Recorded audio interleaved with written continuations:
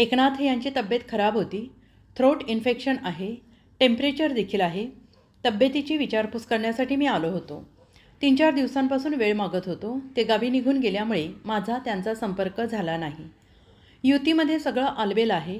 आमच्यामध्ये कोणतेही मतभेद नाहीत. एकनाथ शिंदे यांचं मत प्रामाणिक आणि स्वच्छ आहे. उद्यापर्यंत त्यांची तब्येत ठीक होईल. त्यानंतर ती बैठक देखील घेतील. शासकीय आमच्यामध्ये कोणतेही मतभेद नाहीत. माझी अशी कोणतीही चर्चा झाली नाही. हा वरिष्ठ पातळीवरचा निर्णय आहे.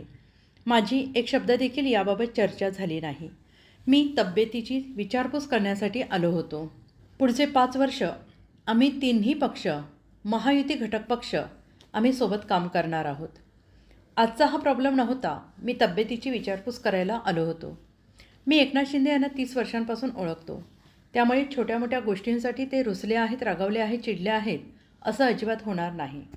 गेल्या 5-6 दिवसापासून आमचे नेते एकनाथजी यांची तब्येत खराब होती. आपण बघितलेलं आहे. त्यांना थ्रोट इन्फेक्शन आहे, त्यांना टेम्परेचरही आहे आणि त्यामुळे तब्येतीची विचारपूस करण्यासाठी मी खास करून या ठिकाणी आज आलो होतो. तसं 3-4 दिवसापूर्वीच मी वेळ मागितलेली होती, पण ते गावी निघून गेलेत. त्यानंतर माझा त्याचा संपर्क झाला नाही.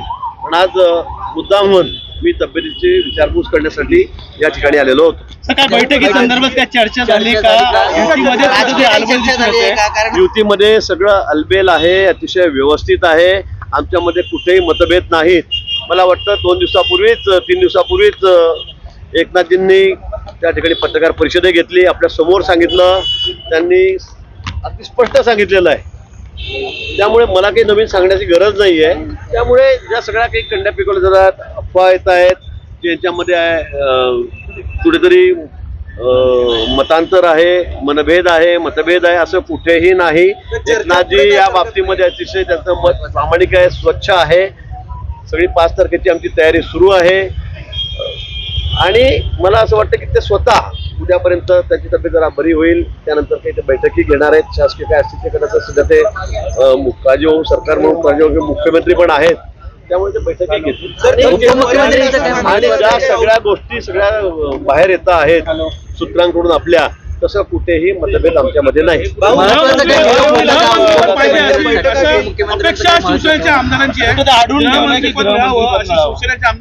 माझी या बाबतीमध्ये कुठे चर्चा झाली नाही. हा सगळा वरिष्ठ पातळीवरचा निर्णय आहे.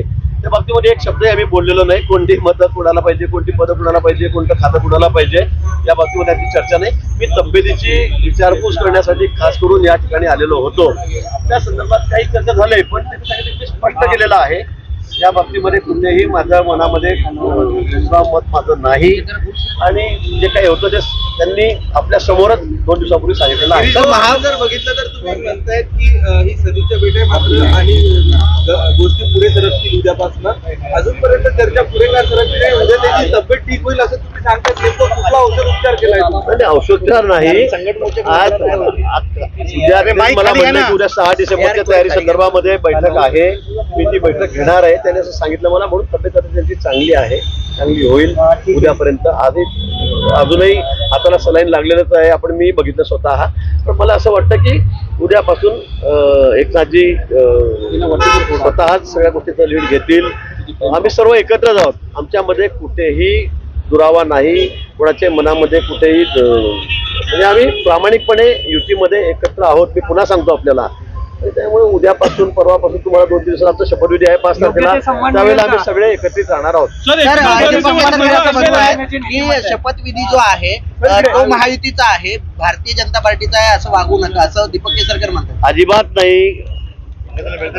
शपथविधीसाठी जी जागा निवडलेली आहे ती बघण्यासाठी बावनकुळे साहेब त्या ठिकाणी गेले होते अचानक.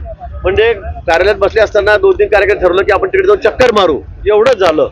त्या संदर्भामध्ये म्हणून कोणाशी कोऑर्डिनेशन झालेलं नाही, हे खरं आहे. उद्या आम्ही सगळेजण त्या ठिकाणी एकत्रितपणे जाणार आहोत. हे आमचं ठरलेलं आहे. संध्याकाळी ठरलेलं आहे, दुपारीच ठरलेलं आहे.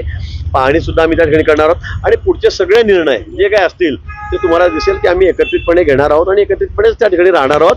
5 तारखेचा निर्णय जो आहे, 5 तारखेचा शपथविधी जो आहे, हा अतिशय दिमागदार असा कार्यक्रम या ठिकाणी होईल. आम्ही सगळे सोबत राहू. असं तुम्ही म्हणताय, परंतु मग उशीर का असा आरोप विरोधक लावतायत. कुठला उशीर?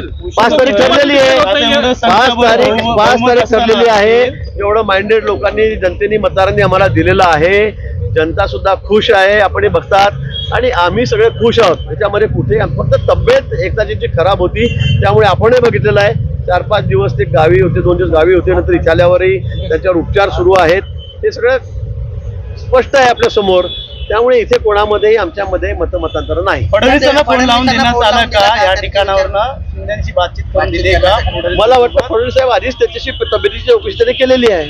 राजकीय काय बोलणं झालं? फडणवीस साहेब त्यांच्याशी तब्येतीची काळजी घ्या, तब्येत कशी आहे म्हणून मला वाटतं विचारून माझ्या माहितीप्रमाणे त्याची विचारपूस झालेली आहे आधीच. मात्र अमित शहा असतील, मोदी असतील, हे देखील शपथविधीला येणार आहेत. काय वाटतं एकंदरीत सगळे येणारे एक दिमागदार कार्यक्रम शपथविधीचा आमचा या ठिकाणी होईल आणि त्यामध्ये सगळे नेते या ठिकाणी देशभरातले सुद्धा या ठिकाणी शपथविधीला येतील आणि आम्ही निश्चित आता ते प्रोटोकॉल आहे. सर, प्रोटोकॉल आहे. दिल्लीची बैठक अजित होणार. दादा दिल्लीला गेले होते. दिल्लीला गेले होते. या संदर्भात मला कुठलीही माहिती नाही. दिल्लीला बैठक होणार नाही होणार. मी फक्त तब्येतीची विचारपूस करण्यासाठी या ठिकाणी आलो होतो. दिल्लीला बैठक होणार नाही होणार, कोणती खाती कुणाकडे राहणार, कोण मंत्री राहणार या बाबतीमध्ये कुठलीही चर्चा आमची झालेली नाही. खाती वाटप अंतिम टप्प्यात आलंय. खाती वाटपसाठी काय रेशो ठरलाय का? मला काही या संदर्भात माहिती, मी छोटा कार्यकर्ता आहे. या संदर्भामध्ये आमचे वरिष्ठ नेते देवेंद्रजी आहेत, अजितदादा पण आमचे आहेत, सोबत आहेत, एकनाथजी स्वतः मुख्यमंत्रीच आहेत आजही, आणि मला वाटतं ते तिघे निर्णय करतील आणि त्यानंतर वरिष्ठ पातळीवर दिल्लीला हा सगळा निर्णय होईल. एक 1.25 तास आम्ही दोघं जण गप्पा करत होतो. अतिशय खेळीमेळीच्या वातावरणामध्ये चर्चा झाली. गेल्या आम्ही 2.5 वर्षामध्ये किती कामं केली, कशा पद्धतीने आम्ही रात्रंदिवस मेहनत घेतली, त्याचं फळ आम्हाला कसं मिळालं, या सर्व बाबतीमध्ये आमची चर्चा त्या ठिकाणी कुठेही आमच्या मनामध्ये किंमतीमध्ये नाही. आणि म्हणून आता पुढचे 5 वर्ष आम्ही तिन्ही पक्ष, सगळे आमची महायुती घटक पक्ष, आम्ही सोबत काम करणार आहोत आणि राहिलेले सर्व जे उर्वरित प्रकल्प आहेत, कामं आहेत, जी सुरू आहेत, नवीन काही करायची आहेत, ती आम्ही अतिशय वेगाने करणार आहोत. केंद्र सरकार आमच्या सोबत आहेत, मोदीजी सोबत आहेत, अमित भाई सोबत आहेत, त्यामुळे त्याच्यामध्ये कुठेही खंड पडणार नाही. भाजपमध्ये संकट मोर्चा म्हणून आपल्याला पाहिलं जातं, त्यामुळे जेव्हा तुम्ही जाता कुठेही तेव्हा तो प्रॉब्लेम नेहमी सॉल्व्ह करता. असं काही घडलं का आज कुठे? आजची चर्चा हा प्रॉब्लेमच नव्हता खरं म्हणजे. मी फक्त तब्येतीची चौकशी करायला या ठिकाणी आलो. अतिशय 1.25 तास आमची खेळीमेळीच्या वातावरणामध्ये या ठिकाणी चर्चा झाली. कुठेही एकनाथजींच्या मनामध्ये कुठे किंतु म्हणजे इतका ब्रॉड हार्टेड माणूस या ठिकाणी एकनाथजी, मी त्यांना आज नाही, मी 30 वर्षापासून बघतोय, कारण मी आणि ते सोबतच विधानसभेमध्ये या ठिकाणी मी आहोत. त्यामुळे मी त्यांना चांगलं ओळखतो, त्यांचा स्वभाव मला माहीत आहे. त्यामुळे अशा छोट्या मोठ्या गोष्टीमुळे ते रुसले आहेत, रागावलेले आहेत, चिडलेत असं अजिबात होणार नाही. परवा त्यांनी ते स्पष्ट केलेलं आहे.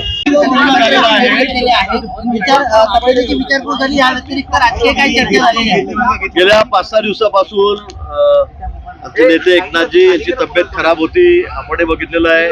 त्यांना थ्रोट इन्फेक्शन आहे, त्यांना टेम्परेचरही आहे, आणि त्यामुळे तब्येतीची विचारपूस करण्यासाठी मी खास करून या ठिकाणी आज आलो. तसं 3-4 दिवसापूर्वीच मी वेळ मागितलेली होती, पण ते गावी निघून गेलेत. त्यानंतर माझा त्याचा संपर्क झाला नाही. पण आज मुद्दाम म्हणून मी तब्येतीची विचारपूस करण्यासाठी या ठिकाणी आलेलो होतो. बैठकीसंदर्भात काय चर्चा झाली का? युतीमध्ये सगळं अलबेल आहे, अतिशय व्यवस्थित आहे. आमच्यामध्ये कुठेही मतभेद नाहीत. मला वाटतं 2 दिवसापूर्वीच 3 दिवसापूर्वीच एकनाथजींनी त्या ठिकाणी पत्रकार परिषद घेतली, आपल्या समोर सांगितलं, त्यांनी अगदी स्पष्ट सांगितलेलं आहे. त्यामुळे मला काही नवीन सांगण्याची गरज नाही आहे. त्यामुळे ज्या सगळ्या काही कंड्या पिकवल्या जातात, अफवा येत आहेत की यांच्यामध्ये कुठेतरी मतांतर आहे, मतभेद आहे, असं कुठेही नाही. एकनाथजी या बाबतीमध्ये अतिशय त्यांचं मत प्रामाणिक आहे, स्वच्छ आहे. सगळी 5 तारखेची आमची तयारी सुरू आहे आणि मला असं वाटतं की ते स्वतः उद्यापर्यंत त्याची तब्येत जरा बरी होईल, त्यानंतर काही ते बैठकी घेणार आहेत. शासकीय काय असतील ते करण्याचं सध्या ते काळजी होऊन सरकार म्हणून काळजी होऊन मुख्यमंत्री पण आहेत, त्यामुळे ते बैठकी घेतील.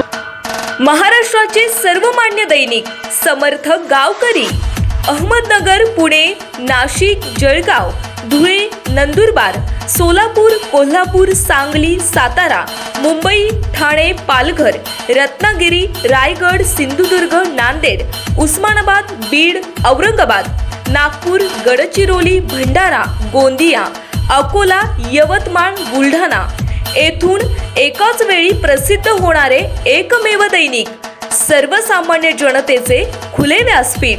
संपादक आहेत विश्वासराव आरोटे. मोबाईल नंबर आहे 9423388508.